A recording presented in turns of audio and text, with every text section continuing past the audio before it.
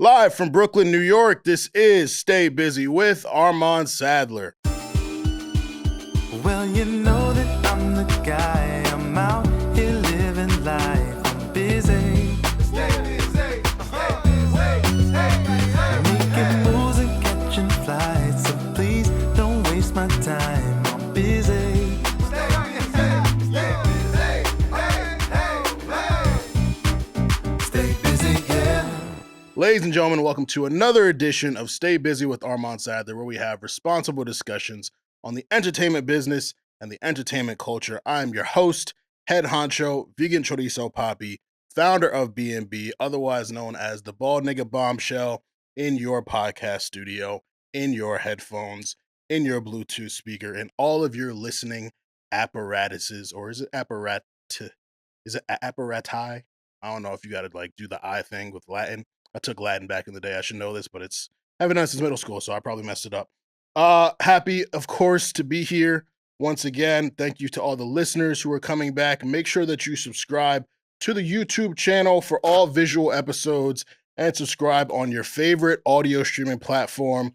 Leave a like, comment, share, all the different things that you can do to engage with us. Let the people know that you like us. And hey, why don't you tell a friend about the show as well? And if you would like some bonus exclusive content on the podcast OnlyFans, that is patreon.com/staybusypod. Today, I will be giving the Patreon version of the episode to everyone to incentivize you to subscribe to the Patreon on a normal basis, especially for when I have guests. I will be reading some funny tweets today. I'll be doing a Duolingo lesson with you all, and I will be checking the progress of my FanDuel as I have a couple home run parlays in. The national championship it's tonight, Monday. So by the time you hear this, it will have been over, but we'll see. I don't think I'll be checking that by the time the game is actually started. But yeah, all that to say, subscribe to the Patreon to get what you will see today for free on a normal basis. I had some great guests planned for you guys. Really cool people. Life happens, scheduling happens. I'm not mad at them. They will be coming on another date. But for the first time since 2022, when I gave you back-to-back solo episodes, I think they were called One Man Band and West Coast Poppy, you will be getting just me today. And it'll be different. I'm not going to give you another board meeting where I'm sitting talking about my life and my excitement to get older and all that stuff. It's going to be fun. And it's going to be, I won't say what else it's going to be. But yeah, so hope you all enjoy. Let's get right to it. In this week's lunch break, baseball season has began. I've been fortunate to hit 2 home run parlays. If you are a sports bettor, you know how difficult it is to hit a home run parlay. Like hitting any parlay in general is pretty difficult, but home runs, I mean, they come few and far between. So even the most chalky people, chalky, it means like the most likely thing to happen when you're putting your money on it. So like an Aaron Judge home run, a Shohei Ohtani home run, even the most chalky bets don't always hit. But I've been fortunate to hit 2 really good ones. That is 2 out of the many that I put in just the 2 weeks baseball season has been back. But thrilled about that. The Yankees, we're doing all right. We're 6-4 so far. We swept the Brewers. We lost the series to the Diamondbacks. We came back and we beat the Pirates in our series, and we had a game today, Monday, dating this again, lost to the Tigers. I like some of what I'm seeing. I don't like, the other things I'm seeing. Our starting pitching is definitely a concern, but we've got some great bats in the lineup. Cody Bellinger, I really like. Anthony Volpe's been playing well. Jazz Chisholm is probably like the most hot and cold guy ever. And Judge has his great games, has his off games. But I like what I'm seeing. Starting with a winning record is better than starting with a losing record. And I'm looking forward to it. I got to the last game we played against the Brewers when we just completely dominated them. It was great to be in the stadium again. And yeah, baseball season's back, so I'm very happy about that. In NBA news, this past weekend, the Lakers just absolutely demolished the Oklahoma City Thunder, which was very fun to watch. Oklahoma City Thunder, who we've talked about the last 2 episodes, the number 1 seed, best team in basketball right now. And it just in terms of record and performance this season, I mean, the Celtics to me are still the team to beat, but the Thunder are the best team in the league currently, and the Lakers just whoop their ass. I mean, you got a great game from Luka. Gabe Vincent played well. Rui Hachimura played well enough. You know, he can be a little better. Dorian Finney-Smith. LeBron's been like weird scoring-wise, but I think he's at the point where he's like playing like 75% of his full abilities because, you know, the Lakers have a tough playoff run to get through. Some really tough teams are going to have to face. So I don't think Bron is bringing it, but thankfully we've got guys. We got Luka Doncic. We got Austin Reeves. So I absolutely love what I'm seeing.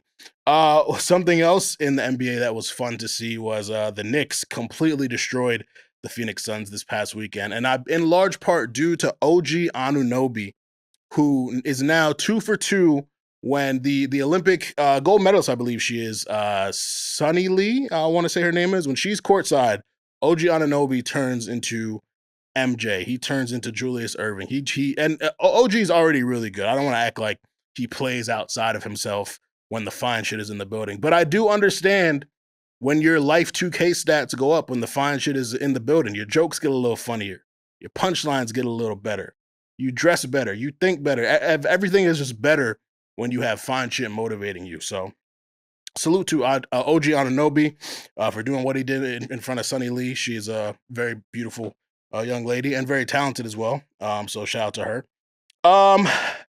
And this is like the most exciting topic for me, due to the nature of this episode, with it being me by myself. I'll let you guys behind the curtain a little bit, give you some inside baseball.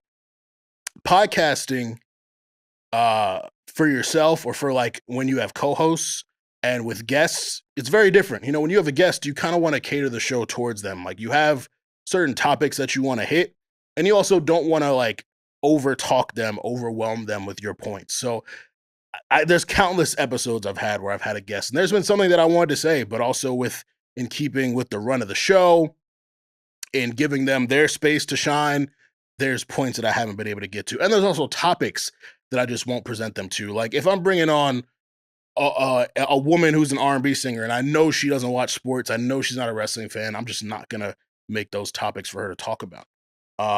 And so that comes with, thankfully, a lot of the guests that I bring on I'm close to or I know well enough to know what they want to talk about and what they may not want to talk about. But that sometimes sucks on weeks where there are things that I really want to get to, but I know it would just be me talking about them for 5 to 10 minutes. So thankfully this week, a lot of great wrestling topics to get to, and I can just kind of freely get at them. So this past Friday on SmackDown, and also for those who listen to the pod and have been listening for a while and noticed the infusion of sports and wrestling stuff and have, you know, stuck around, thank you for that. If you are one of those people who go to the pod and just click the timestamp so you can get to the music talk, I completely get that, and I thank you for that as well. You're listening to, you know, maybe a truncated version of the show, but you're still listening, so I appreciate that.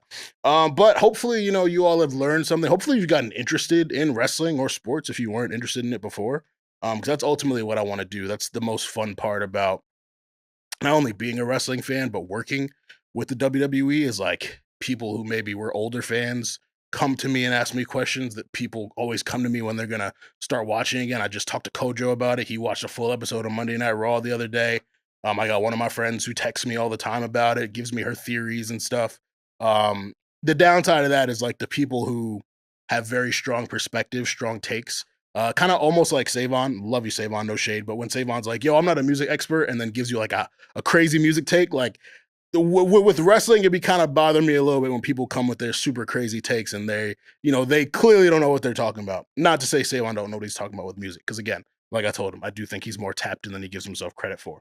But this past Friday, there was a promo. A promo is a segment where wrestlers talk between the WWE Women's Champion Tiffany Stratton and Charlotte Flair. They will be facing for the WWE Women's Championship at WrestleMania 41 in Las Vegas. Charlotte Flair won the Royal Rumble to earn that right.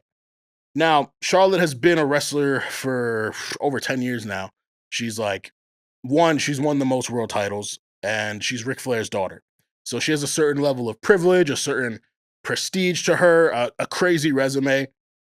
And she also has a reputation for being pretty egotistical, and also not necessarily being the most generous with talent. And then you got Tiffany Stratton. She just hit a year on the main roster. The main roster is... What's up, man? Main roster is if you're wrestling on Raw or you're wrestling on SmackDown, then you're technically on the main roster. But if you're in NXT, that you're in developmental. So Tiffany hasn't been there very long, and she's got some ways to go in terms of her mic skills. So her and Charlotte had this segment on Friday, and also more backstory. A couple weeks ago, they had like a side-by-side panel type of segment, and Charlotte just steamrolled her, just completely like obliterated her. Wasn't letting her finish sentences, blah, blah, all that. It was pretty intense. So this week, Tiffany got her get back, and it was the perfect time to get it because Charlotte went on a talk show and talked about how she's had 3 failed marriages. She cried. She said like she felt like she failed, blah, blah, all that. So Tiffany just took all that shit and threw it at her and talked about how when she was 25, she was in her daddy's basement being an alcoholic, trying to be on the play volleyball professionally. And she really got her get back. And it was just really funny to see. Tiffany's an incredible wrestler. I do acknowledge she has some ways to go in terms of her mic skills and mic ability. But I believe in her ability to get there. And I think people write off these younger wrestlers way too soon. So I love to see it from Tiffany. And Charlotte's ego needed that checking. You know, she is, like I said, she's not the most she's not necessarily a steward of the next generation. Like if you look at pretty much, I feel like anyone on the roster that she's ever faced, especially if it's for a world title, she's beaten them. Or if she's lost them, it hasn't been like a clean loss. A clean loss is essentially like you actually get pinned or tapped out without any interference, without using weapons. It's not a roll up. It's not a low blow, blah, blah, all that. Like, so I'm so much more interested in the WrestleMania match because of this. I do think Tiffany is going to win, even though she's facing one of the best politickers. Charlotte just returned from like being away for like 18 months due to injury. So it's going to be really interesting to see what happens. But I do think, and I think the bookers are smart enough to know that Tiffany losing here would not make sense. So looking forward to that. But yeah, I just really love that promo segment. I thought Tiffany really did a good job. And it shows, you know, her trajectory. It shows where she can go if she continues on this path and isn't afraid to get a little feisty. You know, she was a heel for a long time. A heel is an evil person, quote unquote evil. And she did that pretty well. She's got like a very like Valley Girl accent and just like super like egotistical, materialistic, blah, blah, blah. So her trying to translate that into being a babyface, which is a good person, it didn't come off very naturally to people. People didn't really like it, but I think that she has the potential to get there. So I'm looking forward to that. Next up, I want to talk. I don't think I've ever. No, we talked about it last week on the Patreon, which you should subscribe to, patreon.com/staybusypod. I don't talk about AEW much on this show. AEW stands for All Elite Wrestling. It is the alternative company to WWE. It came out in 2019. Some names that you all might recognize if you've watched wrestling or just know like the people who transcended into pop culture. Chris Jericho is in AEW. John Moxley, who was formerly Dean Ambrose, is over there. The Big Show spent some time over there. Edge is over there. Christian Cage is over there. Sting spent some time there. They had a show this weekend, AEW Dynasty. I don't really watch the show weekly. I don't like it to be, you know, transparent with you. It's just not my brand of wrestling that I grew up on and enjoy.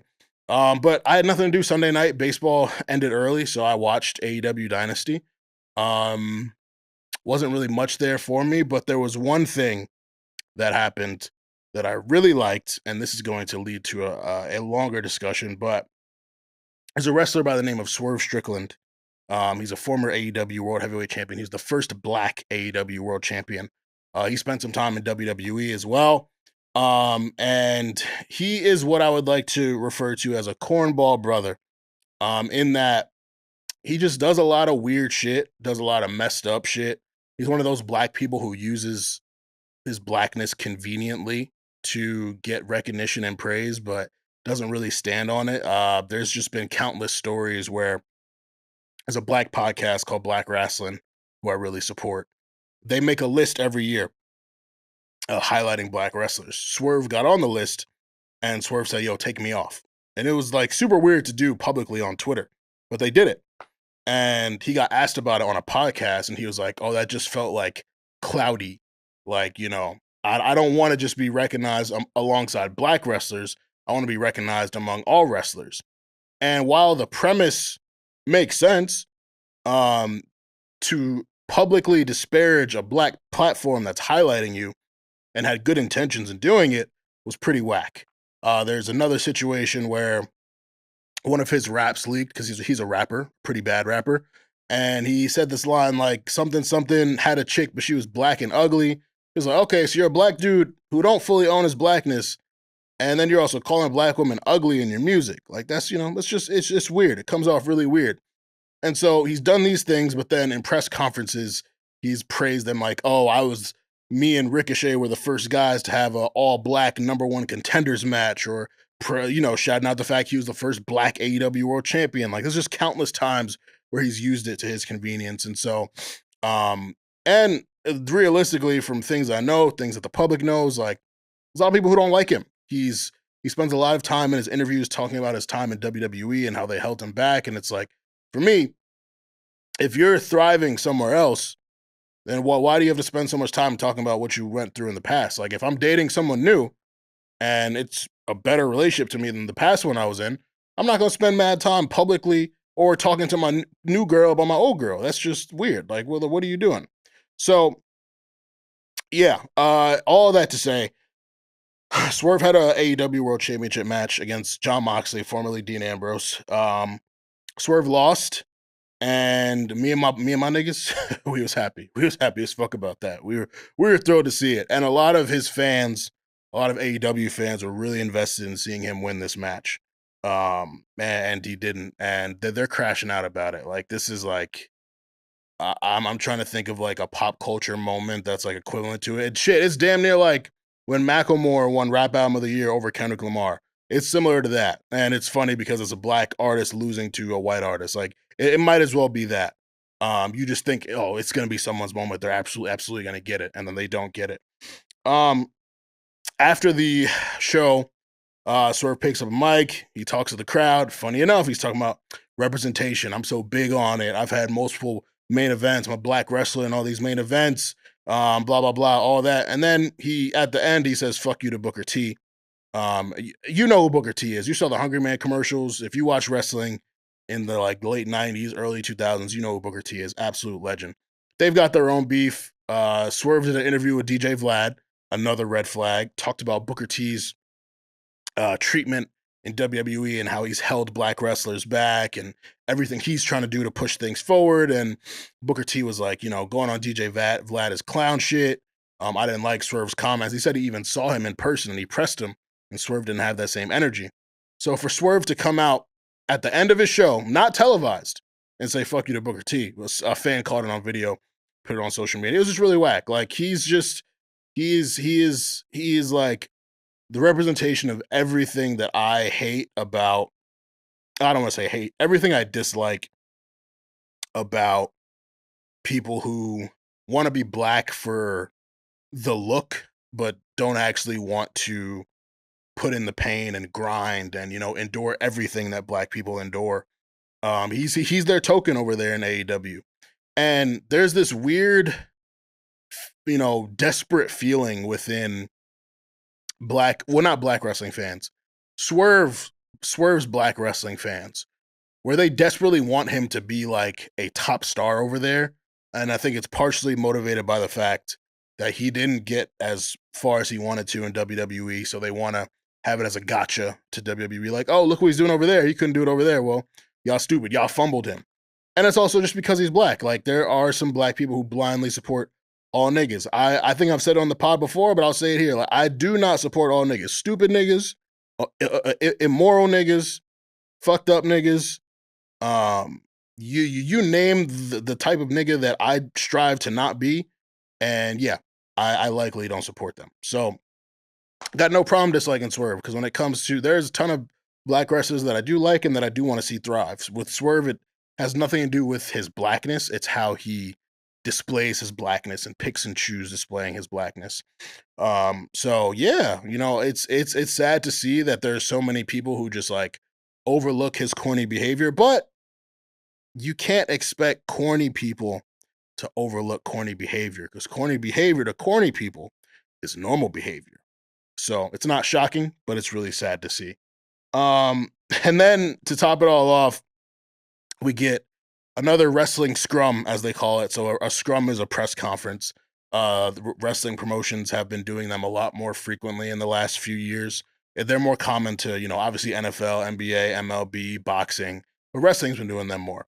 And the problem with wrestling press conferences is like, wrestling journalism isn't really governed in the same way that sports journalism and music journalism is. Like, anyone can kind of just start a website, write a lot of articles. If you get to know people in the company and get sources and you report things correctly, you can be a wrestling journalist. And with the advent of streaming and podcasting, the waters have become even more murky. So when it's someone like me in the space, who I essentially bring the ethics that I bring from music journalism to wrestling journalism, when I see the way some of these people operate, I'm just like, very weird. And you hear the questions that they ask. I've sat in a few wrestling press conferences. I've asked my own questions, and I really treat them like, like almost as if it's like a red carpet. And on red carpets, you don't get a lot of time to ask the guests walking through a question. So I try to make my one question purposeful. And then you get other people who are asking just completely outlandish things, but they don't know any better. They didn't go to school for it. Maybe they don't have editors. Maybe they're literally just a podcaster trying to get a viral moment, which I don't hate on. Just do your thing. But these press conferences have become such a hot topic. So there's this one dude, Malcolm Muscle Man Malcolm. I met him a couple years ago. And he has this signature question that he asks in all of his interviews, and he's been asking it in press conferences now. Essentially, he asks wrestlers what their Waffle House order is. He asked The Rock, and The Rock laughed at him, joked that he was going to kick him out, and The Rock answered. He asked Toni Storm that question. She's AEW Women's Champion. And Toni stayed in character and said, like, I'm not answering that, I'm leaving, blah, blah. But the whole internet kind of blew up on him about it, and some people were getting a bit extreme with what they had to say. Malcolm replied. He especially was like thrown off by someone said they were going to hog tie him, which was like nuts. So he said, yikes. Yes, the Waffle House question is silly. I understand. I actually didn't plan on asking it, but when Toni Storm said, let's ask some controversial questions so I can storm out of here, let's get some clicks, I responded with yes, a silly question that achieved what she was looking for. I personally haven't been spoken to by WWE or AEW to not ask this, but I understand why I'll keep these questions for my platform and not in a press conference. The responses I've received from management or talent is typically positive because it's a casual question they can have fun with rather than being asked sometimes overused questions. I know there's a time for serious and a time for fun, but the way some people are responding is a poor reflection of themselves. I'll say, yeah, telling a nigga you're gonna hog tie him for a stupid question, pretty extreme. But I do think there's a time and place for those things. I think if you're on your own platform and you have a 30 minutes with someone, ask them whatever. I think if you're in a press conference and there are people who are trying to ask serious questions, like myself, you hear someone get the mic and they ask you about Waffle House, they ask you about Taylor Swift when you just had a bloody championship match. Like, it's kind of annoying. But again, I don't know Malcolm well enough to know if he's a journalist, if he, was trained in this, if he was, brought up by someone before him. So I don't know. From my perspective, he's a podcaster / YouTuber who's gained a big following. Salute to him for that. And he's gone viral for the Waffle House question. So I get why you kind of want to lean into the gimmick. And the reality is, as seriously as I may approach wrestling journalism, wrestling is unserious. It's scripted fighting. It's dramatic theater. Like it's kind of unserious by foundation. It's entertainment. You kind of suspend your disbelief for a lot of things. But yeah, it's not a question I would ask personally, not in a press conference. But I'm not gonna hate on him. I think people should just kind of accept these things for what they are. Understand who's in the room. There are going to be some serious journalists in the room, and there's going to be some podcasters and some YouTubers and some people who they just want a really cool clip for their YouTube, and then they just want to pop their listeners. Pop means like arouse, excite. You know what I'm saying? Like, so I can't fault them for that. But yeah, it's not really something I would do. So yeah, that is our lunch break. Let's jump into this chat. Again, since it's just me, we're gonna talk about some stuff I've done recently. So I told Savon, Reggie, and Alex in the Need to Know episode that when they came on, that I was watching all of Fresh Prince of Bel-Air. Finished it last week. Oh my god, great show. And I as I watched through it all, I realized I've seen most episodes. Like if it's typically throughout my life, anytime it's been on TV on one of those like syndicated networks, I've watched it. So like there may have been episodes, like a few episodes that I didn't see or didn't remember seeing, but the ones I remembered, I would remember instantly. But I do think that's one of my favorite shows of all time. I wanted to think about what my top 5 are. One for sure is it's a season 1 episode where Will joins the poetry club to meet girls. And that one was funny to me because shout out to my Twitter group chat. We have this guy named Jalen who we call Poet J, and Nate is in there, Roof is in there, Low, KB, Billy, who else is in there? Jabot, Darian, Durain, a couple dudes. So we were making fun of Poet J, and we like quoted Jeffrey's line like "cannon to the left and cannon to the right of them." So that just makes me laugh anytime I think about him. I think about that line. Other episodes I would say are top 5. One episode where Will and Carlton go to the hotel room with the 2 girls, and they play strip whatever game, and then the big ass dude comes in and like falls asleep on their clothes, and they gotta like go stand on the ledge, and then the like whatever the guy's name is, Crisis something, whatever his role is, he like comes up and is just doing his job terribly. What would I say another episode I love is I was literally just thinking about it. Oh, the episode where Will has sex with Phil's ex-girlfriend. What's her name? Is it like Jeanette, Janine, something like that? I don't know. She's bad as shit though. It's played by Diana Ross, I'm pretty sure. My god, she was fine as hell in that episode. I also love both of the basketball episodes. The first one where Will joins the team, and the other one where he faces off against the dude Marcus Flowers from the other school, and then Will like fumbles in the game because he sees Marcus's son on the sideline, and he's thinking about how damn Marcus wins his game. He gets scouted to play college basketball scholarship, gets a job, he can support his son. Will kind of has that sympathetic moment. But I mean, it's countless great episodes of that show, man. Like I can't even think of a favorite season. Like season 1 was great, but I don't know. I would have to really think about it. But now that I finished Fresh Prince, that was like my project for the last like couple months, and I'm like, what am I gonna do next? And I almost wanted to like, I almost got angry with myself because I was watching it on Max, and I immediately put on Vampire Diaries, which I've watched so many times over and over. If you're listening and you're judging me, I mean, I'll take it, but Vampire Diaries is a great show, man. Whether you're watching it alone or with a woman, great show. But I'm just like, I've seen this so many times. I should not be watching a show that I've already seen so many times. But I get so comfortable with shows I love. And then it's also fun after you see something once, you go back and watch and you look for like certain signs or foreshadowing, shit like that. But I have a hard time starting new shows. Like, there's like an anxiety within me where it's like, if I don't like this, I don't want to have to stick with it to get to a point where I do like it. So I need a fire first episode.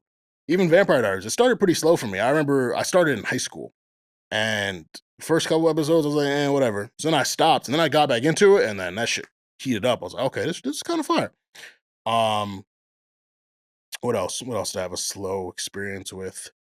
Money Heist, which I haven't finished. I'm on like season 2, and I know there's like several seasons of that.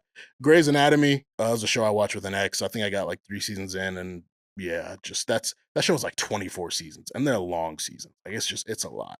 This Is Us, I haven't finished yet, and that's a real emotional investment. Like it's a great show, but that show is just constantly throwing different emotional shit at you that like, one, watching it alone, like I don't know if I could do that. And 2, after you get through a few episodes and you're just like, your heart is just torn to pieces, it's like, what do you even want to do with yourself? But so there are some shows I need to finish. So I probably shouldn't start something new until I finish the shows that are left over. But listeners, if you have the same experience as me where you struggle to start something new, definitely let me know. We can talk through it. We can go to therapy together, work with each other. Maybe we can even watch a show together. That'd be cool, like a watch along type thing. I don't know how we would set that up, but I'm down for that. All right, some of y'all probably came from music, so let's get to music. Excuse me. We got some updates on Drake's lawsuit with Universal Music Group for defamation and artificial inflation of Kendrick Lamar's Not Like Us. So they had a pretrial conference last week, and Judge Jeanette A. Vargas denied Universal Music Group's request to stay discovery. Staying discovery means pausing it pausing it essentially. So like not permitting Drake's legal team to get access to all the documents that they wanted. And they want like Kendrick's contracts, they want like financial statements, text messages, blah, blah, blah, all that. Things that you would need to prove that there was a concerted plan to defame you, take you down, and also to inflate the popularity of a song. UMG argued that all of the information Drake's team asked for would cause an undue burden on them.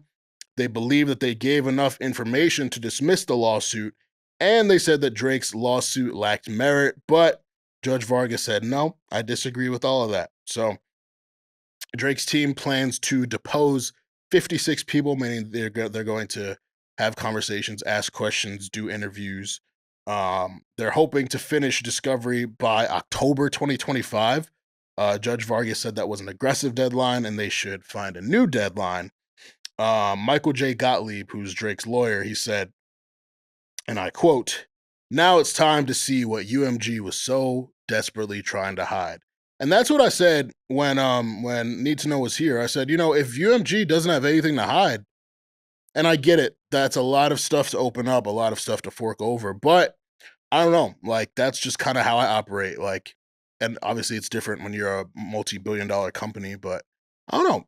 It just the way they were operating, especially in their statement, just completely disparaging Drake. Like that's kind of what a defensive person does. Like if they don't want to, prove, if they don't want to give you the information that you need to prove something, they're kind of almost gonna gaslight you or try to make you feel bad, try to make you think that you're, going about this the wrong way or wasting your time. And so, I salute Drake and his legal team for standing firm, putting out statements, denying all that stuff. So UMG still has their petition to dismiss the lawsuit that is pending. Their hearing is in June for that. There was a false narrative going around that Drake removed the botting allegations. That has not happened. He will be submitting an amended complaint, meaning that he's going to change some language or some aspects of his lawsuit against UMG, and that's due April 16th. But until then, this thing going around that he removed the botting allegations, which is a huge part of his defamation lawsuit, it's not true. So I get it that there are people who thought this lawsuit was stupid from the beginning. They're reducing it to him suing because he lost a rap beef, and so they're gonna believe anything negative about him, or they're gonna put a negative spin on anything that he does. Completely get that. And I also know how it sounds coming from me because that's my favorite artist. But I think it's like these documents are already available for us to read. They're all showing up online, whether it's from the actual, legal journalists, whether it's from the OVO docket page, which maybe you feel like is a biased source, but they're giving you the link to like where the stuff can be found. These are public records that can be found. So I would encourage people to try to be a bit more responsible in the things that they put out or the false narratives that they that they purport, but can't really expect that. But I do think the funniest thing is that after all this time, people think he's suing because he lost a rap battle, because look at the Pusha T one. Like that was pretty damaging for him. You know, the guy with the perfect image. The world finds out he's a secret kid with a porn star. Pusha T might have said some defamatory things, but he didn't sue there. So, you know, and again, he's not suing Kendrick Lamar. Like, it's I understand if you want to be short-sighted or if you want to paint the narrative in a way that makes him look bad, then you say that he's suing because he lost a rap battle, but he's suing his label, which, you know, not only benefits from him, but benefits from all their other artists. He's suing his label for pumping money potentially to an illegal degree into a song that defamed him and had some people thinking that he might have been a pedophile. And a really important part of a defamation lawsuit is that you have to be willing, under oath, to deny what is said about you.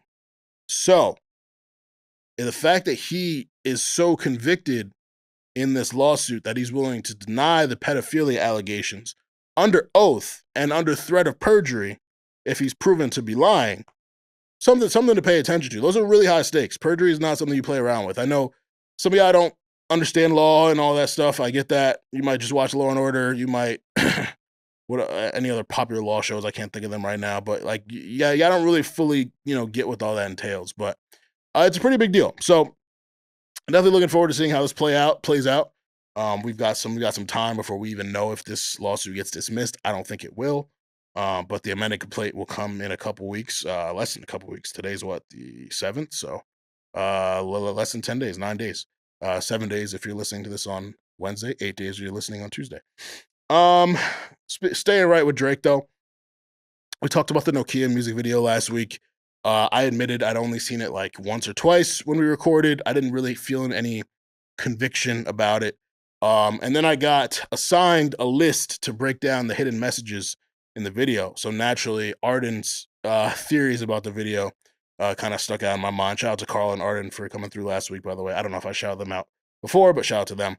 And so, yeah, in watching it more, one, I do like it. I'm not going to say like I love it. I'm still not going to say it's like an incredible video, but I do like it. I stand on the fact that I like that he did something different than what was expected, but I do see a lot of different messaging in the video.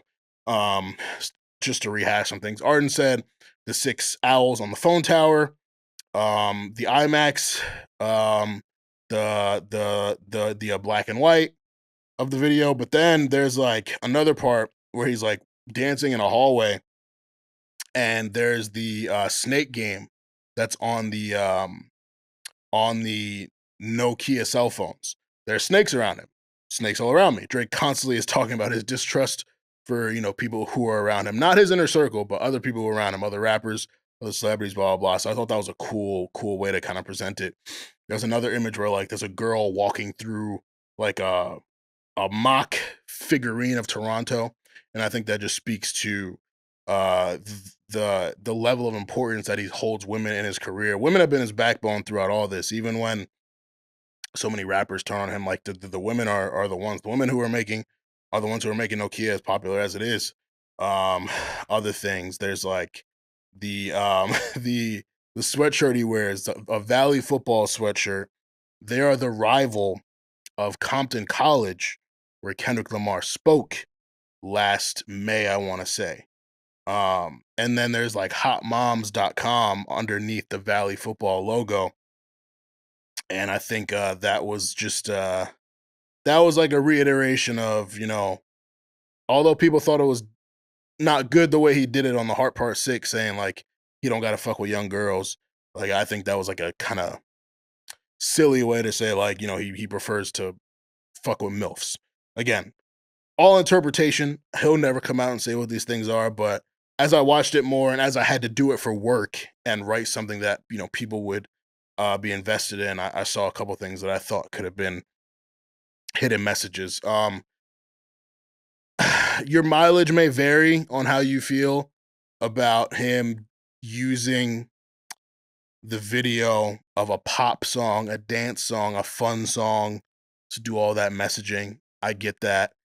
That is par for the course with him. You know, there's been so many breakdowns of all different types of songs that you may not even think of where he's like throwing shots at people and you just didn't even realize it.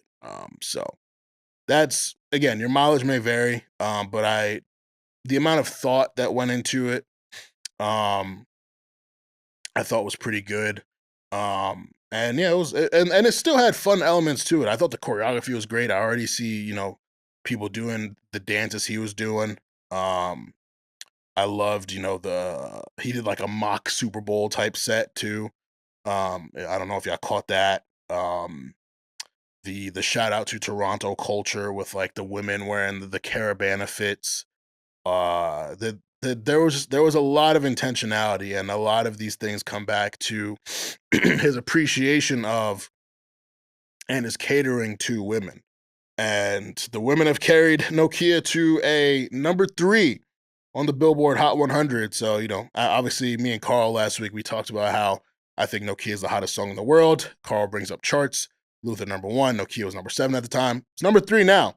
And this has been this is probably the slowest growing Drake song ever. I can't think of any time he's had a song that was so clearly a hit so early on, but it took this much time to grow on the charts. But this speaks to the lack of promotion, the suppression, the radio plays, the disparity between that and you know, the other songs on the charts. But it's almost better this way. I think back to First Person Shooter, which was such a huge moment, Drake and Cole. That was only number 1 for like a week. I think back to other songs that went number 1, like I think Rich Flex from Her Loss was number 1. It didn't stay up there too long. Honestly, never mind. It was Jimmy Cook's, that song. That one came and went. Like, not to say Drake hasn't had hits over the last couple years, but hits that not only have impacted culturally and outside, but got on the charts and stayed on the charts. Like, so to see NOKIA's climb over time, I think the video helped it. There's more radio plays now, the social media, TikTok push, all that, and it's just resonating with the people. And again, I mentioned jokingly, but seriously, you know, the things that I feel about botting. You know, I think that by now, the Super Bowl push that Kendrick Records got, you know, it's over. Like, it should be over. And we're seeing Not Like Us is falling down the charts. Luther is still holding steady at number 1. You know, it definitely does have some social media motion. I have seen people say it plays on the radio a lot out in LA and elsewhere.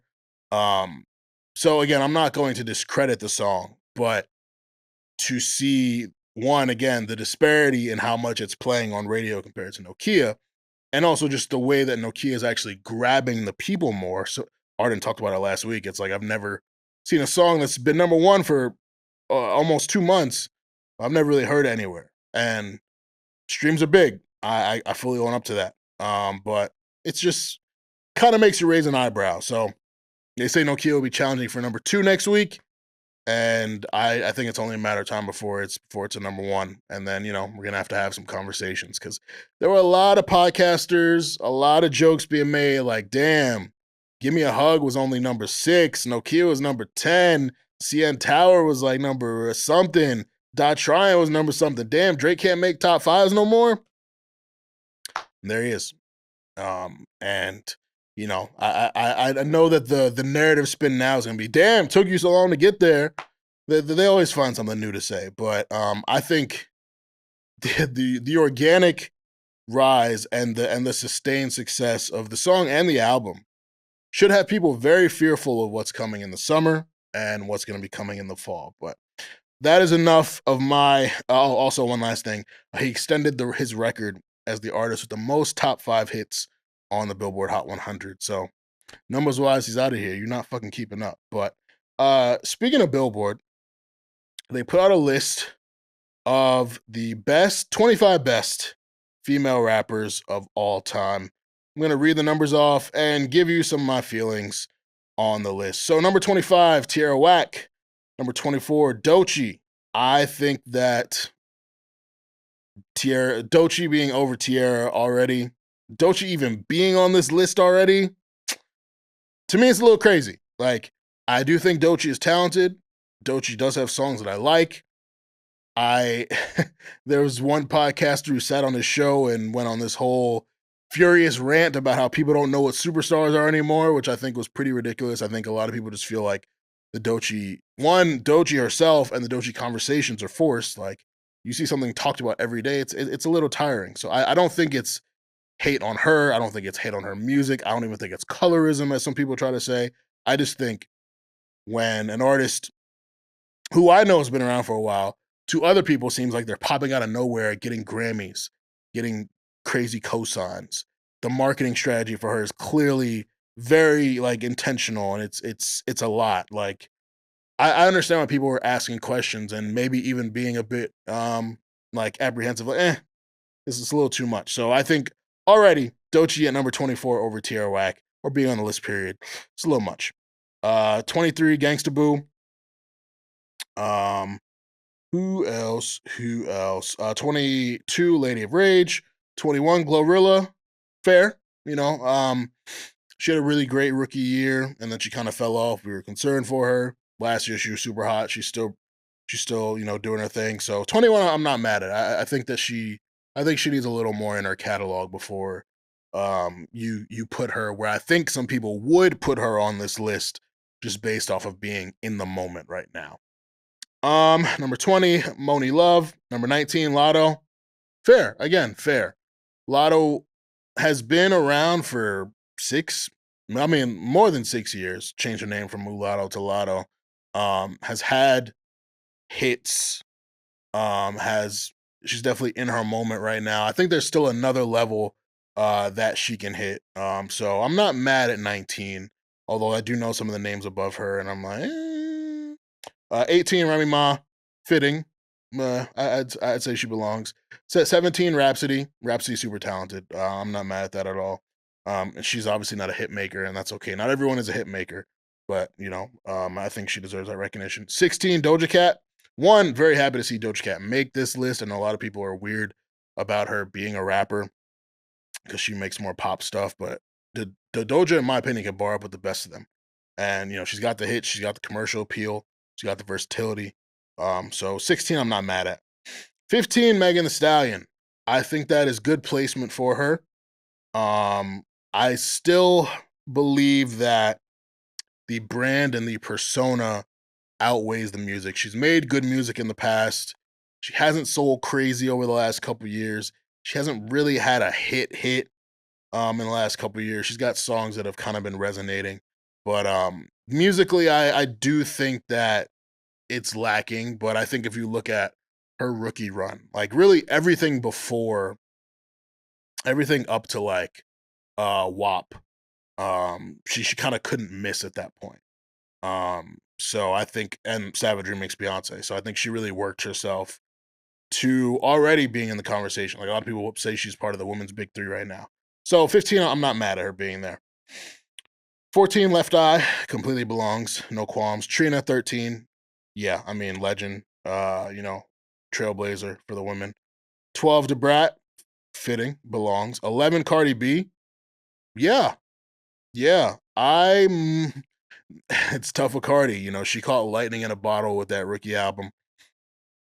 She's had hits even beyond that, big features.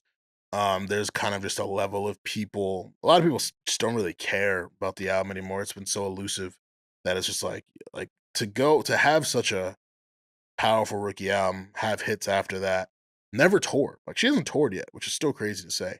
And then yeah, for us to still be waiting for the solo album, it's like she doesn't, you know, I think she has the star power, she's got the ability, but she doesn't have the catalog. So that definitely, to be one spot shy of the top 10, I think that's still pretty laudable. Foxy Brown absolutely belongs, legend. Eve absolutely belongs. Top 10? I'm not gonna argue it. I'm like pleasantly surprised at that. I don't know if she would have made my top 10 if I was, responsible for this. But I like the nod. She definitely had an era. She had moments. I don't want to say a moment. She had moments. And yeah, I think that like period where it was like, I mean, Lil Kim was still going. Her and Lil Kim were like around the same time. Lil Kim started a little sooner, but that period right before Nicki came, like Eve was one of the names. Roxanne Shante, legend, not mad at that. Salt and Pepper, number 7, absolutely not mad at that. MC Light, number 6, absolutely not mad at that. Number 5, Queen Latifah, Trailblazer, legend, talented. I have nothing to say about that. Lil Kim, top 4, yeah, for sure. 3, Lauryn Hill, makes sense. Again, people talk about how she only has one album and she was on the score, but when it when it does what it did and is still doing what it did, can't really argue there. Missy Elliott, number 2, I love that. I we were doing some content for Vibe, and I was asked my Mount Rushmore, and Nicki was obviously one of the names that I thought of. Lil Kim was one of the names that I thought of. Who else is on it? I think I put Nicki, Lil Kim, Lauryn Hill, and I was like, damn, who's my 4th? And then I thought about Missy Elliott, and I was like, yeah, I wonder if other people would think of Missy Elliott. And then my whole staff also said Missy Elliott. I was like, okay, cool, good. I'm not tripping. Like, Missy, hitmaker, great rapper, versatile, songwriter, creative mind, all that. Missy is absolutely number 2. And the number 1 is Nicki Minaj. And I wouldn't argue with that either. So that was a good list. A couple fixes that I would make personally, but I think that this will be pretty well received. So shout out to Billboard for that. Sticking with Billboard for one more thing. NAV recently released his album On My Way to Rexdale. If you've been listening to this pod since it launched in 2019, you'll know that I was like, ironically, but unironically a NAV fan. My fandom has kind of tapered off in the last few years. And the timing of it may seem interesting just because it seems like him and Drake are on all good terms. But honestly, his music hasn't moved me since I think he dropped an album. He dropped one like 2023. I have Spotify right here, so I could easily look it up. But whatever his album before this one was, didn't really do too much for me. So I was like, all right, I think I've reached the point where NAV is just kind of whatever. It was On My Way to Rexdale. Oh, he dropped Demons Protected by Angels in 2022. Yeah. So yeah, it was that one, and then it was kind of over for me. On My Way to Rexdale was fine. But he was projected to sell 80K units first week. But only 11,000 of them came from streaming. Now, if you pay attention to charts, and I know this hasn't been a chart podcast, I've been the guy who's been like, numbers, fuck them.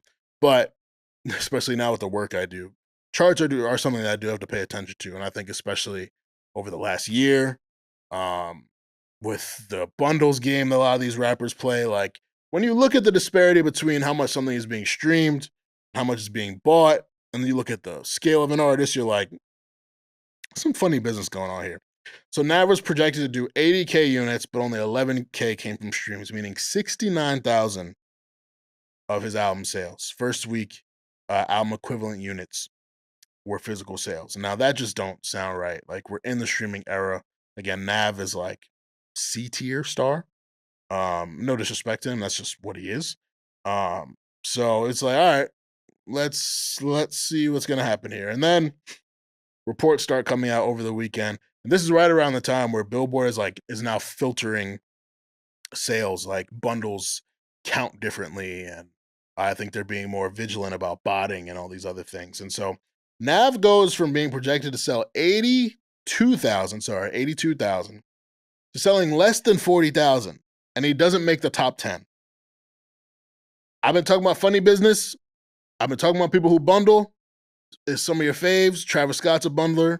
Weeknd's a bundler. Playboy Cardi's been, playing around with the bundles. And, you get it how you get it. Like it comes off as a very generous thing for fans. You get merch, you get a vinyl, blah, blah, all that. But these people be gaming the system to get these number ones. And you can tell they're faulty because these albums don't be sticking. So I want people to pay attention a little more. I remember when Weeknd's album Hurry Up Tomorrow dropped a couple months ago, and he sold 400K first week. And my boy on Twitter was like, it's interesting, weird. And then someone quoted him, and they're like, I don't know, man, Weeknd does numbers. And I'm like, Weeknd has definitely done numbers in his past, but to go to 400K after your last album, Dawn FM, had like a 140K first week. And that one had a single that actually was resonating and Take My Breath. This album, Timeless, yeah, it like peaked at number 3, but it quickly fell off. Weeknd's other singles didn't really have any motion. So a 400K first week when he was the coldest he'd ever been in his career, it was interesting to see. Like, you know, I want people to do the math, to do the arithmetic, you know, look a little deeper at these things that are going on with your faves, and I get it. You know, you want to celebrate these things on the surface, and that's what the music industry wants you to do too. They don't want you to actually look deep into these things that are going on, but it's, you know, it's a little weird. It's just a little concerning. So pay attention to these bundle bandits. But yeah, so tough break, Nav. You know, I think you got to find other ways to resonate. You know, I don't even know if Nav has had a prime. If I were to talk about prime Nav, I mean, 2020 he dropped like 2 good projects. It was I want to say it was Good Intentions and then Emergency Tsunami. Both of those came out the same year. Yeah, Good Intentions, Emergency Tsunami, and those actually both were good. I actually like both those albums. But yeah, he's just been kind of there. Big features too. I mean, few songs of the weekend. Travis Scott, one of his go-tos, Lil Baby. I think he's had songs with Future, Gunna. Like he's had songs with guys, but you know, he just hasn't really hasn't hit that level that maybe they want him to seem like he's at. So you know, if you are a Navenger or a recovering Navenger like me, you know, there's nothing to be sad about. You know, we still have the songs that we liked back in the day, and he's still a fun live show. So if you get a chance to see Nav live, you go do that. Let's move on to some new music. Sexyy Red dropped Hoochie Coochie. Promise you that is the actual title of the song. Hoochie Coochie. I mean, it's so par for the course for her. I'll even if I don't love every song, I just love that she is like unashamedly herself in her vulgarity, in her sexuality, her rawness, her unfilteredness, like our Patreon content, patreon.com/DayBusyPod. She's her. It's a very signature kind of Sexyy Red type song, you know. Drums, same kind of bounce, same kind of bop. She's talking about, you know, eating ass and all these other sexual things that, you know, they definitely appeal to a certain demographic. The song isn't for me, but I did enjoy it. I'm interested in, you know, where she's gonna go. I mean, she obviously had some really big moments, 2023, 2024. She's had songs that have had motion, but it's been a little minute since, you know, Get It Sexy and, you know, You My Everything. Like nothing's really stuck like that since then. And I'm not mad at her taking some time off, but I think when you are still so new, you give people the time to lap you. And, you know, I think right now Doechii is in a big moment. Glorilla's in a big moment. Cardi B and her Elusive album, she says it's coming this year. I'm not falling for it, but if it does come this year, like it's going to be hard unless Sexyy Red is working with these people. It's going to be hard for her to kind of regain the spotlight that, you know, she had. I'm not saying it's impossible.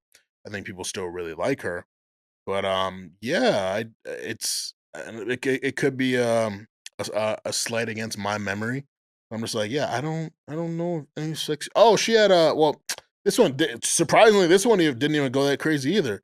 She had Fat, Juicy, and Wet with Bruno Mars, which I thought had a nice bop to it. Like, well, when I hear it, I dance. I don't know how great of a song it is, but you do a song with Bruno Mars, you're expecting something to happen. Like, it's like getting a Taylor Swift feature. It's like getting a Beyonce feature. It's like getting an Eminem feature at this point. There's certain people, you work with them, you're expecting something to happen. I would have to check to see where Fat, Juicy, and Wet charted.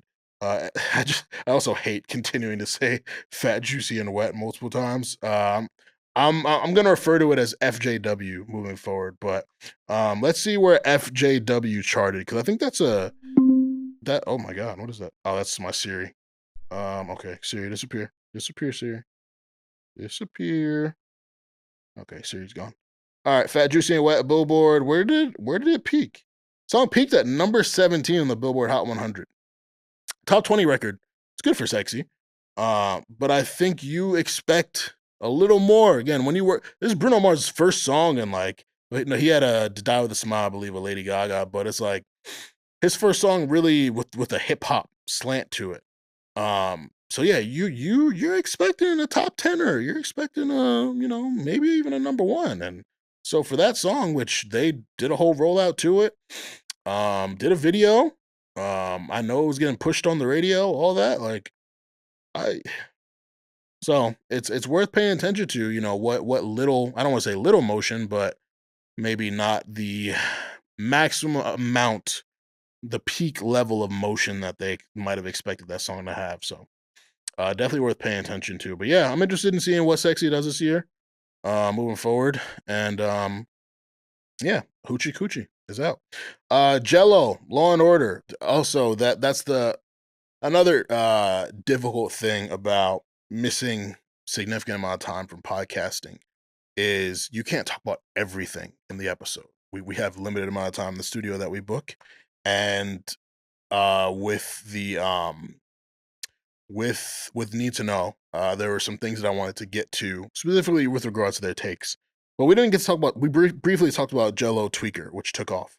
I remember I was in Los Angeles with my friends, and not even to like flex, but I was with a notable veteran rapper, and said notable veteran rapper asked like, "Yo, do y'all really like this song? Do people really like this song?" And I was like, "Yeah, that they do." I think Tweaker was a breath of fresh air for coming out of 2024 when, the first half of the year belonged to like, the year kind of belonged to Glorilla, but the first half was like Future Metro. The rest of the year was just Kendrick and discussions about Kendrick. And obviously Doechii got to rise up too, but it was just a lot of like Kendrick stuff. So I think to get a song that was fun, that had nothing to do with any of that stuff, and really captured the people in a way, I do think people really liked it. I said then, and it's played out now, I was like, what's the shelf life? What's the longevity of this song? And honestly, I want to say by like All-Star break, when he performed it, it had already fell off, He got the Lil Wayne remix, salute to him for that. He got the Def Jam deal, I'm not mad at that. I think even if I wouldn't say I'm like a GELO fan, but I am happy to see that for him, especially since basketball didn't work out the way he wanted it to.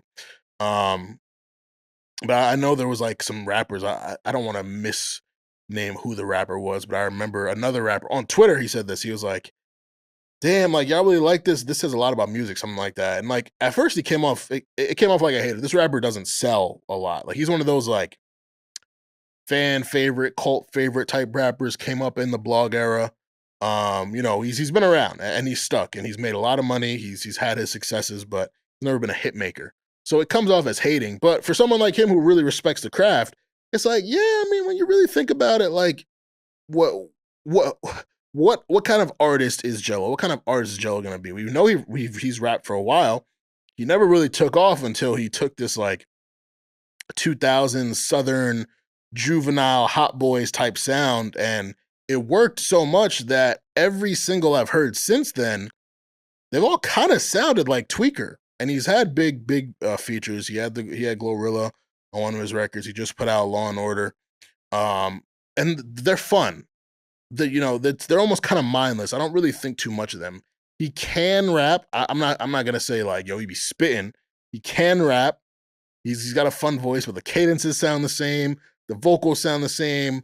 The production, the layering, the cadences, all that. Like it's not varying enough. And I think for some people they're just learning about GELO. For me, I've been aware of his music for years. And he really caught something with this, and I get like, you want to squeeze all the juice out of this as you can. Pause for the hand motion and for squeezing juices, whatever. I feel like if someone was here, they would have paused me for it. So I'm just gonna pause myself. But yeah, I'm I don't really think this is gonna work out, you know, the way that maybe he and Def Jam hope. Now, all that to say, Law and Order was fun. It's fun. It was fun song again. Fun. Don't have to put too much thought into it. Great beat. I'm sure it's fantastic to drive to. Probably good to smoke to. But yeah, it didn't really move me. So I'm definitely interested in what his longevity is going to be. I mean, at this point, it's like he's got like 4 or 5 singles out. I'm still an album listener guy. I know this is a very singles world that we're in. But you know, the determinant for me is, can you grab and sustain my attention throughout the course of a full length or an EP? Can you give different vibes? Can you match up well against different artists? So I definitely want to see what his label debut project would sound like. Let me make sure I'm not saying that and he don't. I really feel like I would know if he had one out. But I'm checking anyways. Yeah, no, that's just all his singles. Can you please tweaker? Yeah. So yeah, it's actually it's only 3 singles. So again, I don't want to sound like I'm hating. I don't think I came off like a hater. I don't even think it's premature to have these questions, but I don't want to say I've been burned, but I put my stock into people too early, and I've let y'all convince me about people too early. And so I'm a bit more patient. I like to take my time and really believing in artists. And so, you know, if they do fall off before I really get invested, there's no harm towards me. If they pan out, then I'm like, okay, cool. You know, I'm glad I took my time and got to know this and got to see you evolve and rise. And so that is how I'm feeling about GELO. I believe I covered everything.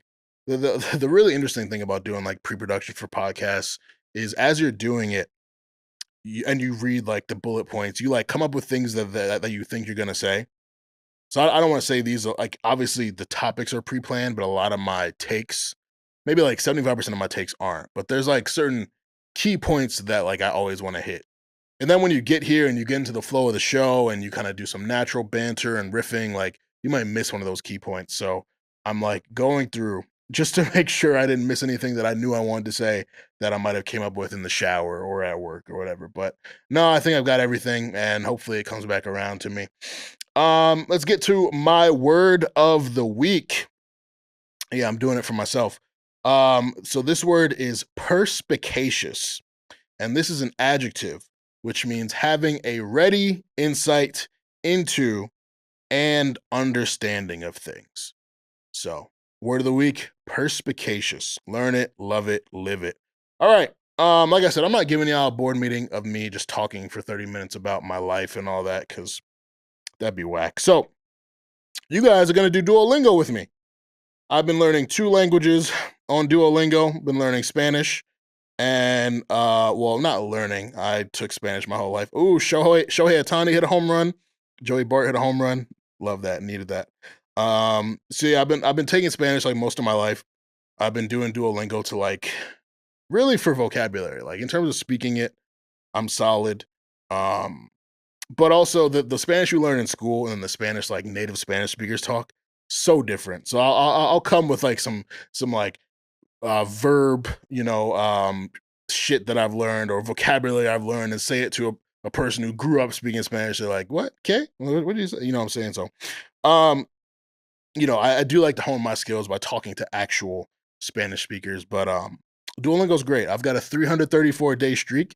It would be longer, but Wrestlemania last year, just between all the running around and shit, like I missed a couple days, so it restarted my streak. So I'm gonna hit a year by next month, but I really should have like probably like a 500-day streak or something like that. But it's cool. So I'm in section 2, unit 25. My Spanish score is a 19. I'm approaching a 20, and we are doing pronouns this week. So I'm doing a practice review word session. All right. So okay, gotta tap the matching pairs. You guys can't see this. Price is precio. Bathroom. Chair. Present. Store. There we go. All right.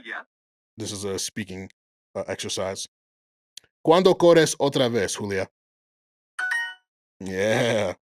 Okay, you don't need 2 kitchens. Tú no necesitas 2 cocinas. All right, another matching game. Place is lugar, horse, caballo, garden, jardín, clock, reloj, zoo. zoológico. Mm-hmm. Mi Alright. sándwich de queso está en la nevera. Another speaking exercise. Mi sándwich de queso está en la nevera. I'm goated, 5 in a row. All right. El niño quiere jugar con la pelota. Pelota. That's just they give you like words and then you have to like I can't see on the camera, but they give you words and you got to like pick them based off of the sentence that they say. All right, another matching game. Parts, partes, bed, Cama. that, aquel, size, Allá. country. país. There we go. ¿Cuántos dormitorios tiene la casa? Casa. The teachers know some students. It's another, you pick the words that they give you. The teachers know some students. Los maestros conocen algunos. Estudiantes. Yeah. All right. Another matching game. Blue, Azul. dollar, Dólar. ball, Pelota. bedroom, Habitación. river. Río. There we go. Okay. Those books are for you.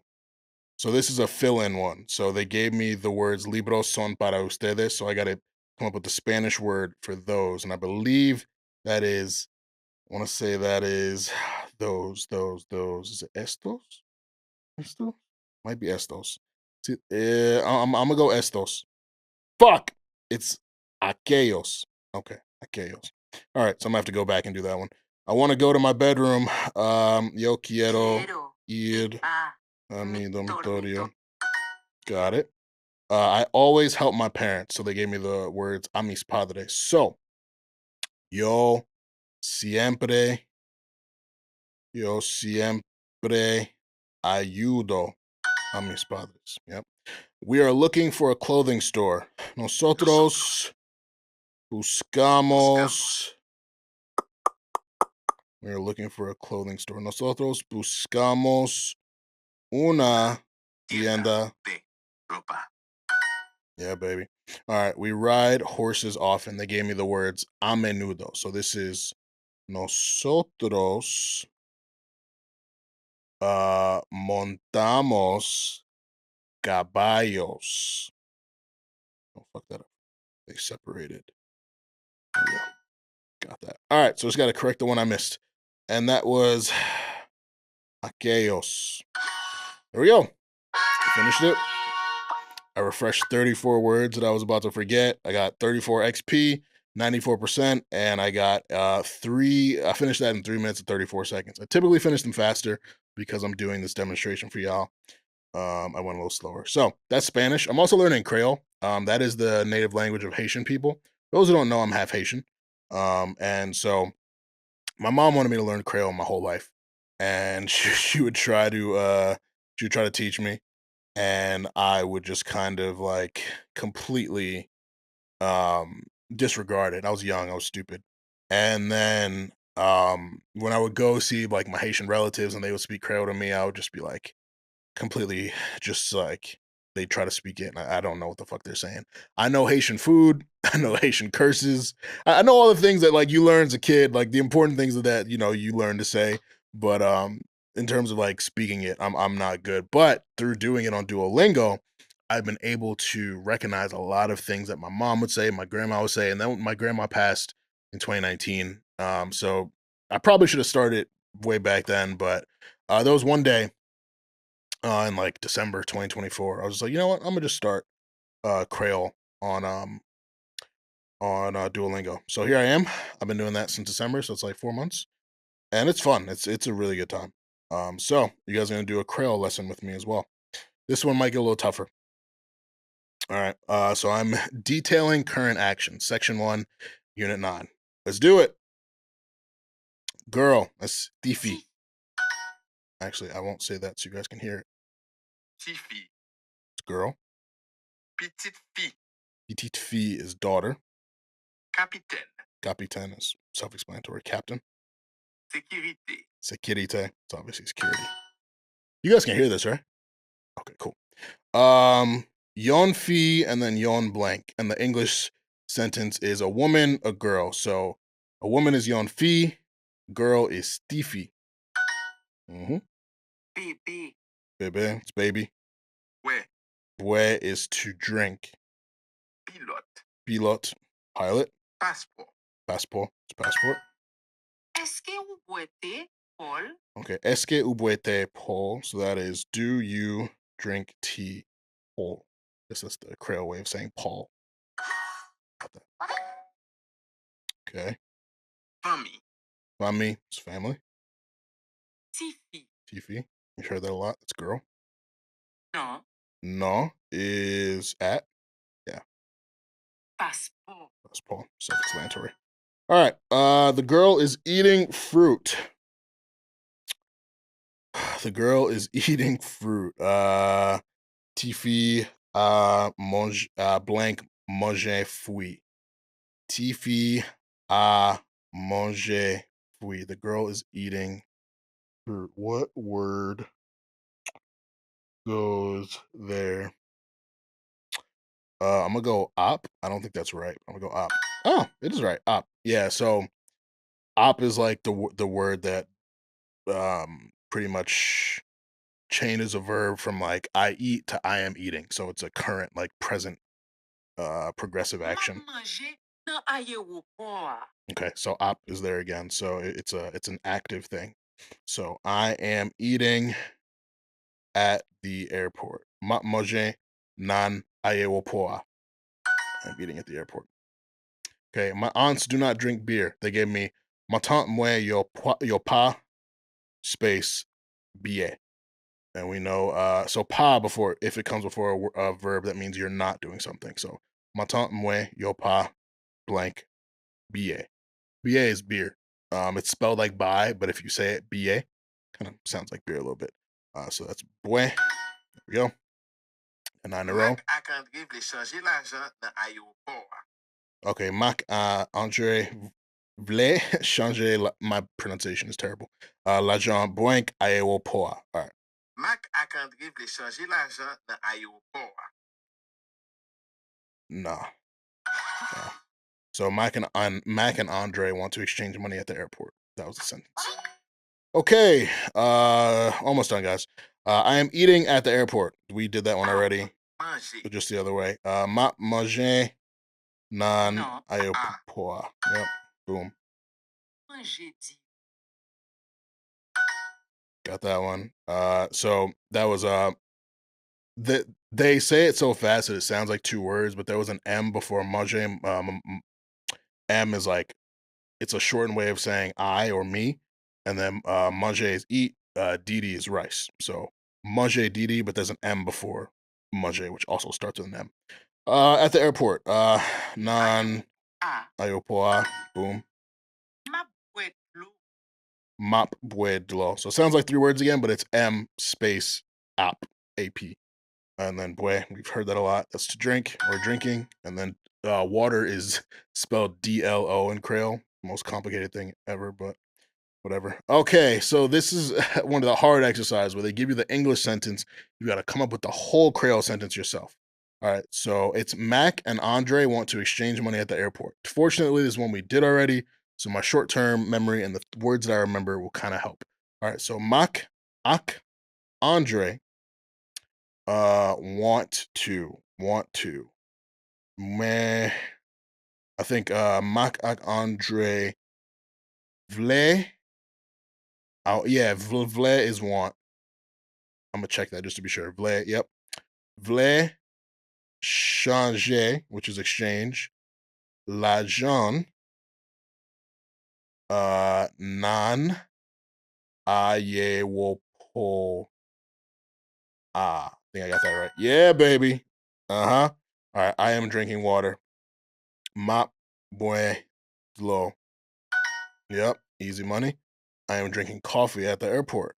Mop, boy, café, non, ayewopo, ayewopo. Boom. Perfect lesson. My grandma will be so proud of me.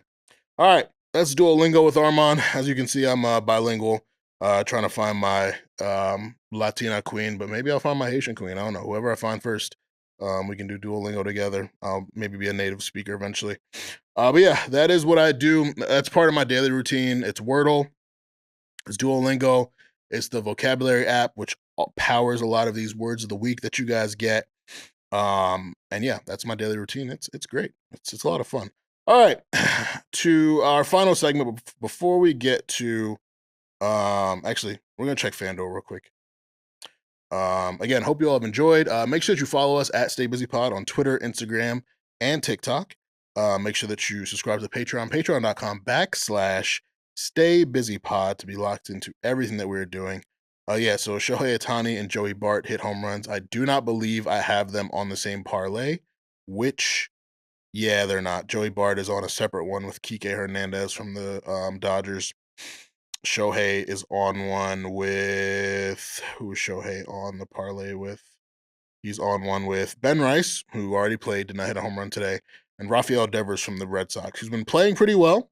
Do not know if he's going to hit one today. He's been hot, though, so I'm hoping he hits one. But anywho, let's get to the in the comments. This is a segment that was suggested by someone who was previously on the team. I hope she's doing well, Siobhan. Miss you. And so I'm going to read some funny tweets and I'm just going to react to them. So let's begin. This one maybe not funny. One I want to talk about a little bit. So someone said replay value is stupid. That's not a thing. Just keep playing the albums or don't. I have two things about that. One, I do think replay value, I don't want to say it's overstated. I do want to say that I think it's not the most important thing for me.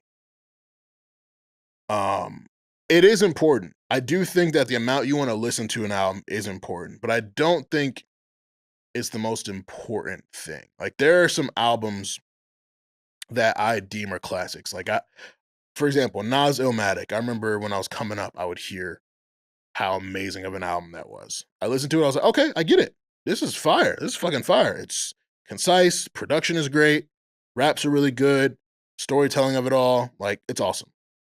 I don't think I've listened to it in full since then. That was like 2018. Maybe I hear sparse songs here and there, but like, it's not a song that I have to replay a lot, but I do acknowledge the greatness of it. Similar to Tyler, the Creator, Igor. I thought it was really good when I first heard it. I don't have an Igor mood. That's a very different type of listen. It's not something that I necessarily want to hear on a commute. Not something I want to hear when I'm doing laundry in the crib. Not something I want to hear while I'm playing college football. The albums that have replay value for me are albums like Wanna by Gunna. There's Wizard by Future. There's obviously most recently some Sexy Songs for You, Drake. Dawn FM by The Weeknd. There's So Much Fun, Young Thug. There's what other albums have good replay value? Snow Allegra, Look Those Feels Again, Control by SZA. And yeah, those are albums that I can play more frequently, and I do think that they are really great. And so, but I don't think replay value is stupid. I think the amount that you can replay something matters. And I remember, there's another conversation that's been going on. This girl tweeted how if an album is a classic, it doesn't have a skip. And I thought that was just like the stupidest comment ever. I think every album that I acknowledge as classic, I think every album that any music fan acknowledges as classic, maybe it's not a skip in that it's a bad song. It's just a song that they don't necessarily want to hear. But in terms of the scope of the entire album and how it fits, it still works. And it's not enough of a detraction to where you take points off. And the whole classics and no skips conversation gets really annoying to me, just because I think, like, do people expect to go into albums Do people expect perfection going into albums? Like that's so like when people just immediately fire off no skips, I'm like, there's no way that's true. There's mood skips. Mood skips is literally like, this isn't a bad song, I'm just not in the mood to hear it. There's, for whatever reason, and it's okay to not have skips. Like it's like if you were judging basketball, and because someone didn't shoot 100%, you say, oh, they like they had a good game, but they didn't have like a vintage game. Like let's say LeBron puts up a 63-point game in the playoffs, but he doesn't shoot 100%. Like people don't focus on the percentage; they focus on the amount of points that you had. And so I think with this album conversation, when people are really like so overstating skips and using that to determine what's a classic or not, I think it's really stupid. So yeah, to get back to and also that plays into my feelings on long albums, because people immediately say like a long album can't be a classic because it has filler. And I'm just like, one, is it the amount of songs or is it the runtime? Playboi Carti just put out a 30-song album, but there's no song that's longer than like 3 minutes. And that I think I want to say music was like an hour and a half. I'm gonna look it up just to be sure, but I want to say it was like an hour and a half. Playboi Carti music.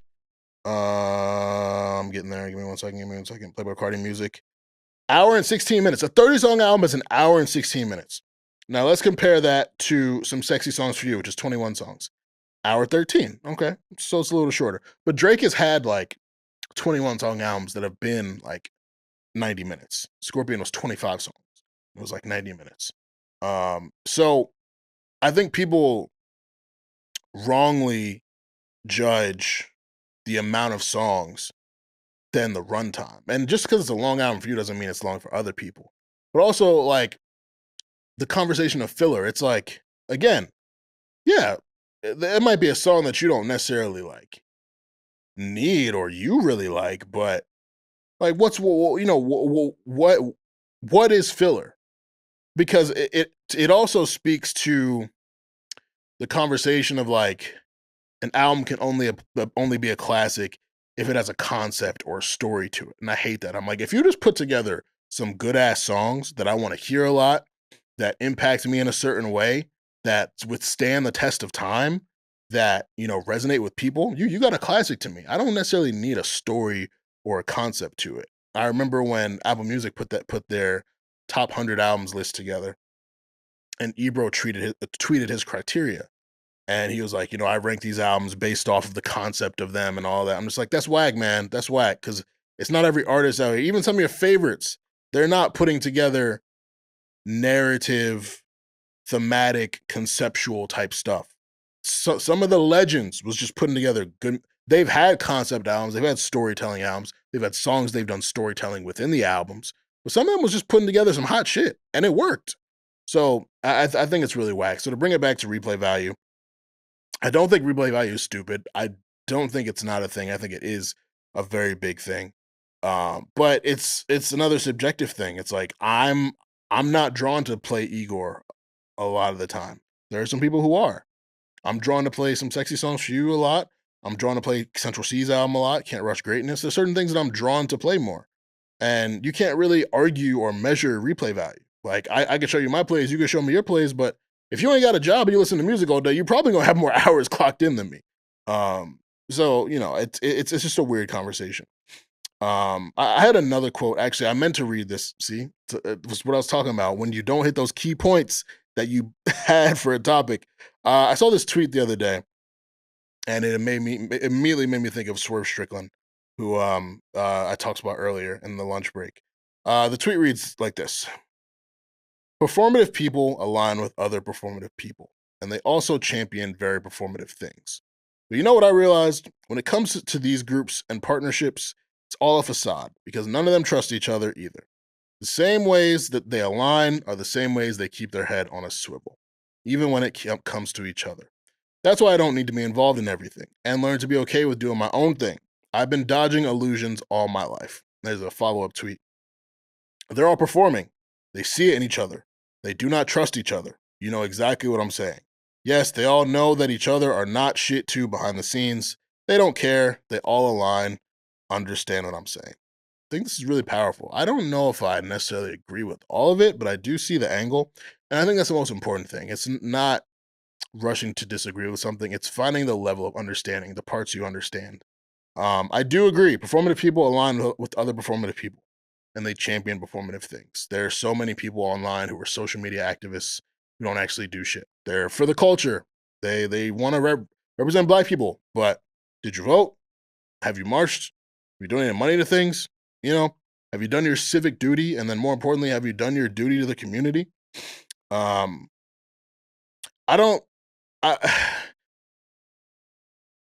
Is it? I do think a lot of these performative relationships can be facades. I do think a lot of people may not trust each other, but I think they also are very selective in what they give each other. I'm fully convinced some of these social media besties only know each other from, you know, what they share with each other on social media. And so when you have a parasocial relationship with a wrestler and you love them for what they stand for, even though they're playing a character on TV, stuff like that matters. And I do think because there's no real bonds and real ties, if the moment that person does something, you could just flip on them, and it's okay to change your mind. Like that's just not a bad thing. It's just like, it's always crazy to see some people who are just so super tight knit, and then the moment something flips, it's like, nah, fuck you. You were always this. Like, oh, you were holding on to these feelings for a minute. Prime example. I brought it up a couple weeks ago. Cam Hay, shout out to Cam. He got called. He got called out for pretending to be unbiased, and a dude who has shown love to him for years quotes the tweet and is like, "There's a couple people like that." I'm just like, wait. Every year I see you saying happy birthday to this nigga. Every year I see you be in this nigga's comments. You be yo, oh, Cam was spitting with this. Like, I'm about to post this on my story. Like, I was like, whoa, hold on. Like, goddamn, it is really crazy to see the way people can switch on you. Especially Cam did nothing to this guy personally, but parasocial relationships. Cam stood on one side of something. This guy stood on the other side of something. I already said what it was. I'm sure you guys can figure it out. It was a thing that divided a lot of people last year. But it was just, I was like, bro, did you really just like, I this guy blocked me, so I don't really give a fuck. But I replied to him and everything. I was like, yo, that was corny. Like, I've seen you show love to Cam. You're like calling him out. You're subtweeting him when you both follow each other, and you're doing it to defend someone who I'm absolutely not going to name, but they have the same last name as a lawyer who was working on Diddy's case, and the lawyer who was representing the woman who was suing Jay-Z before that lawsuit either got withdrawn or dismissed, or whatever. But I'm that dude's name I'm never gonna say on my show. But I was like, you're doing all this to defend this guy? Like, come on, bro. Like, this really reflects badly on you. And dude, yeah. So yeah, he blocked me after that. I was like, you know what?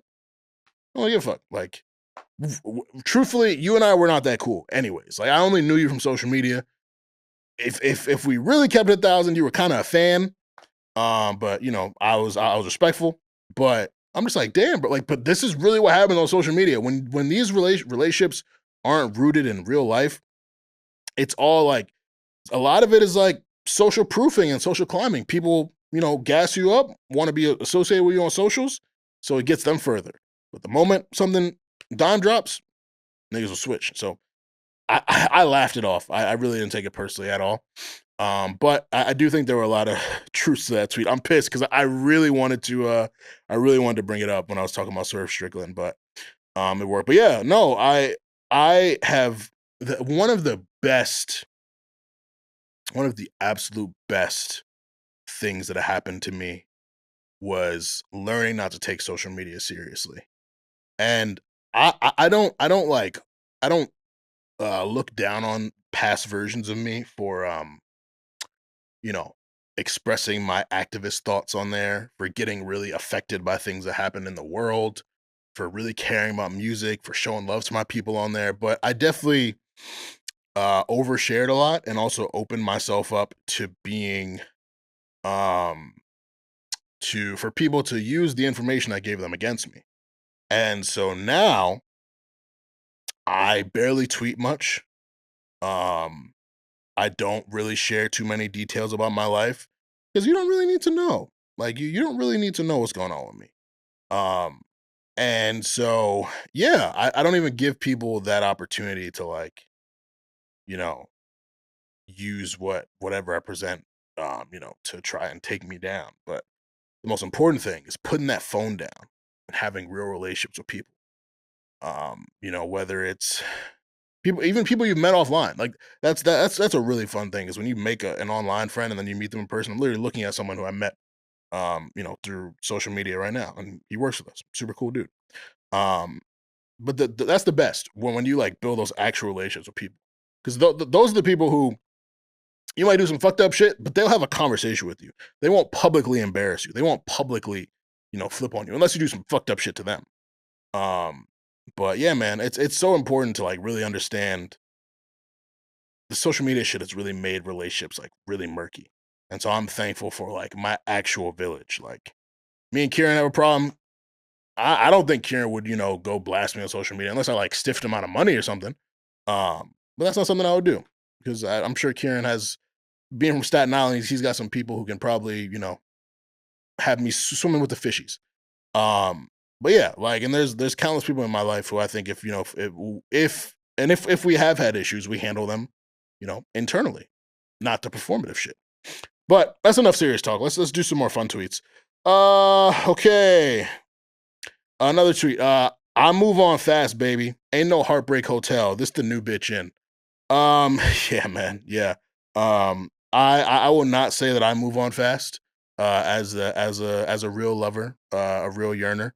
I've attempted to move on fast in the past, and I've realized that maybe I wasn't as moved on as I thought I was. Then you always have that like that real moment where like reality hits you, that come to Jesus moment. Like maybe if you go on like a crazy run, you out, you having fun, you get with people, but then like maybe that first moment where like you think you got it, and then like you get curved, you're like, damn, do I miss my old girl? And then you got to figure that out. So, I'm more in the middle between Heartbreak Hotel and New Bitch Inn. I'm like recovering Airbnb, you know. I can't think of a more clever name for that, but yeah. So that one. Oh, this tweet annoyed me. So some girl tweeted, "I'm not a fan of I'm in your city because you're not here for me. Go do whatever you plan to do." Now, I feel like this is just such an entitled, almost like egotistical, narcissistic view of someone being in the city that they know you're from. Maybe they're there for work, maybe they're visiting family, whatever the case is. If they take the time to tell you, yo, I'm here, they probably want to see you. They could come to your city and not say shit to you. But if you expect someone to plan a whole trip out just for you, and it's not something that maybe if you didn't discuss it, then that seems a little egotistical. But that's the thing about social media too, is a lot of like nonsense, a lot of things that are like this are said to just stir up a reaction out of people. So I maybe this isn't a real thought this person had, but I'm sure there is someone out there who's like, I mean, this has been a viral tweet for like years too. But I just came across it recently, and when it was said this way, I don't know, it just really stuck with me. I'm like, no, man, like, okay, like next time I come to your city, and like I'm sorry, some people aren't gonna up and get up and come to just see you unless it's something you two planned. So weird behavior, but yeah, fuck people. You only get a few chances for you as a man to pick a loving woman before life stops sending those your way, and you end up with the 2025 Pirates looking for liquor and booty. I would say, as a man who has endured a lot of things in the matters of the heart, I have been questioning. I'm like, yo, have I run out of my lives? Like, have I? Like, are there no more potential soulmates that are gonna come my way? Like, I'm turning 30 in June, man. And I've been, like I said in one of the recent episodes, I've been single for the longest I've ever been single. And I'm just like, yo, like, where's she at? I'm ready. I've been in the streets. I'm ready to get on the stoop. walk towards the staircase with you, walk up that staircase and go into our apartment, throw our Super Bowl parties together. You know what I'm saying? Do yoga together. You know, do a bunch of shit together. So, hoping this isn't true, and I know it's not actually true. I'm being dramatic, but you know, I'm just like, hey, it's stuck with me. When a hoe says she's gonna pray for me, I talk to God and say, please don't listen to her. She doesn't represent me. I feel it. I feel it. You can't have the wrong people out here praying for you. You know, I completely agree. This person is not a representation of me. This person don't know me. I don't need them praying for me because they might pray the wrong things. May the thoughts of other people that do not align with your vision for me, Lord Savior Jesus Christ, may they be thrown away. Only listen to what I gotta say. And my mama, my mom's prayers for me. My family's prayers for me. The girl that the woman that you intend for me to be with, her prayers for me. Listen to those. Another funny one. Dated a girl with the same first name as an ex of mine. Still got yelled at when saying her name sometimes because she could tell I meant the other one. Thankfully, I have never had to deal with this. I have never dated women who had the same name. Because I think that would also be confusing for my parents. Like I feel like the absolute worst thing is if, like, let's say I'm like out with the new girl, but she has the name of the old girl I'm with, and I'm on the phone with my mom and she on speaker. I'm like, yeah, I'm out with Sally. She's like, oh, Sally, y'all back together? No, no, it's a new Sally. Like, just awkward shit like that. You don't really need that. You don't really need that. Thankfully, again, I've never had to deal with that. I'm trying to I'm really trying to go through like my past. I'm like, have I had multiple? Yeah, actually, I've all right, but not like serious dating though. Like I've seriously dated one girl with a certain name, and then I've had, you know, relations with other women with the same name. Okay. This is a screenshot of text messages. The caption is, my roommate is so unserious. So the first text is, and you still went to see her. So it's a truncated screenshot of a longer conversation. Presumably what they were talking about prior to that was something that was negative. And the person responds to, oh, and you still went to see her. They said, I know my worth, but sometimes I go on sale. Hey, listen, it happens. It happens. I've sometimes I check Uber Eats. Shake Shack has my favorite burger, the Smoke Shack, buy one, get one free. I definitely buy both. And they both good. You're not gonna judge me for it. You're not gonna judge me for good eats. Sometimes, you know, Popeyes has the same deal. Sometimes you get a sale on something that is of high value. Who am I to turn that down? And who am I? I'm not gonna call myself a high value man. I'm not a Kevin Samuels disciple. But who am I to sometimes not just be like, hey, you know what?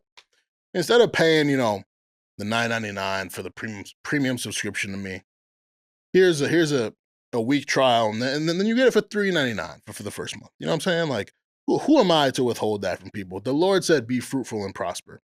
So sometimes you got to go on sale. Because you never know what's going to come out of it. You might get a long-term customer out of that. So I support this alleged unserious roommate.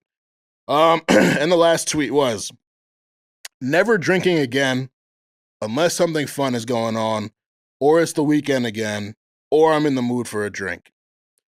I have never related to something more. I tell you, man, you know, never drinking again is not an actual declaration. It's more of just like, the next time I do drink, do not drink to this degree. So you're speaking to your future self about the level that you drank and how you feel. I'm 29. These hangovers get rougher if I drink to the level where I get hungover. Recovery takes more time. I be in New York a lot, so getting home, the expensive Ubers, there's things associated with going out and drinking. And now, thankfully, I go out in Jersey a little more, so I'm closer to home. But yeah, you know, like, hey, I'm never drinking again unless something fun is going on, or it's the weekend again, or I'm in the mood for a drink. All things that happen. But the key is know your limits, understand how you want to feel, understand how you don't want to feel again. So you tell yourself the most extreme thing, I'm never drinking again. Oh, but then you get out, someone maybe buys you a shot. I say, okay, cool. And then you're like, I mean, like, maybe I'll grab a Jameson ginger. And I say, all right, maybe I'll get another one. But all right, but don't mix. Don't go from Jameson ginger to some fucking vodka Red Bull or something. Don't do that. Like, you know, have some self-control. Make some good decisions in it, but never drink again. It's not actually a never drinking again, type thing. So that is in the comments. Funny tweets. Let us know what you thought the funniest tweet was.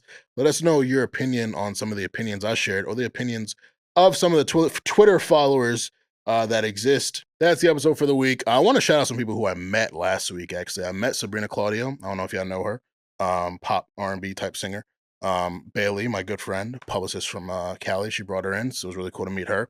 Will Hill, an artist from Atlanta. I got to meet him as well. He came in for a listening. Heard a lot of great music, met a lot of great, cool people last week, and just wanted to show them love on the podcast as well. Door is always open. Sabrina, Will, would love to have y'all. And yeah, so that is Stay Busy with Armon Sadler for this week. My third solo episode. It's been a while, but it was fun to do, and I was surprised. I thought, things would end a bit quicker, but I actually went, I think I gave y'all 2 hours. I'm gonna check with Kieran after that. But yeah, make sure you follow us at Stay Busy Pod on Twitter, Instagram, TikTok. Make sure you follow me at Armon Sadler. Make sure you subscribe to the Patreon, patreon.com/Stay Busy Pod. Subscribe to the YouTube channel, subscribe to everything that we do. But most importantly, make sure that you stay safe, stay humble, stay busy.